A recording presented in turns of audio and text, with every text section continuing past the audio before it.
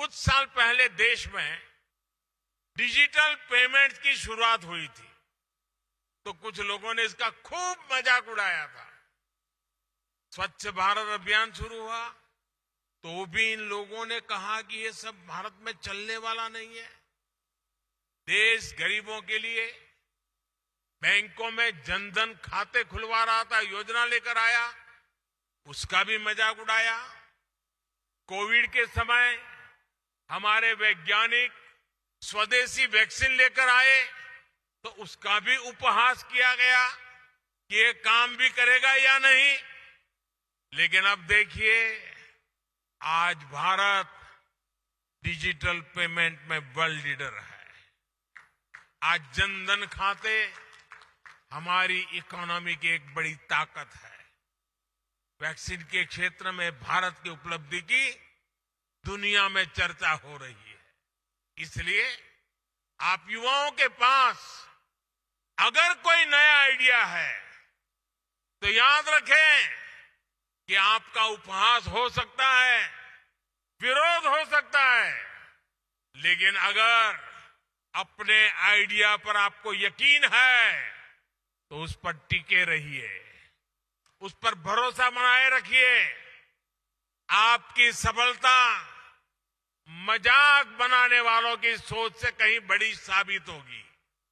साथियों, युवाओं को साथ लेकर आज देश में लगातार कुछ न कुछ नए प्रयास और नए प्रयोग हो रहे हैं। इसी कड़ी में नेशनल यूथ फेस्टिवल में भी देश के अलग अलग राज्यों के युवा विभिन्न प्रतियोगिताओं में हिस्सा लेने के लिए जुटे हैं। ये कुछ कॉम्पिटिटिव और कोऑपरेटिव फेडरलिज्म की तरह है। क्या अलग अलग राज्यों के युवा स्वस्थ प्रतिस्पर्धा की भावना लेकर अपने कौशल का प्रदर्शन करने आए हैं।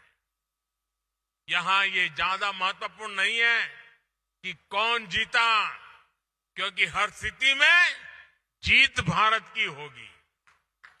क्योंकि यूथ फेस्टिवल में हमारे युवाओं का टैलेंट निखर कर सामने आएगा।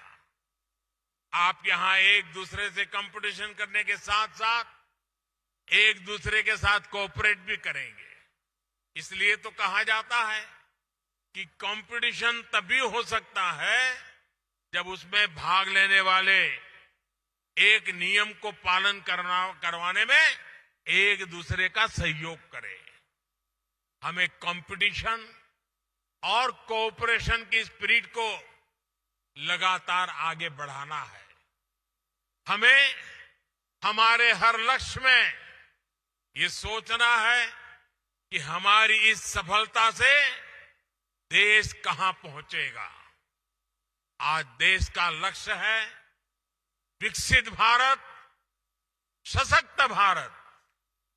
हमें विकसित भारत के सपने को पूरा किए बिना न रुकना है, न विराम करना है।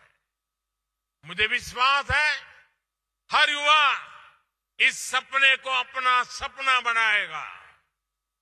अपने कंधों पर देश की ये जिम्मेदारी लेगा। इसी विश्वास के साथ आप सभी को एक बार फिर बहुत बहुत धन्यवाद, बहुत बहुत शुभकामना। जातक विचार, वास्तु विचार, माटी परीक्षा पई संपर्क करंतु साधक नागानंद को 9439159052।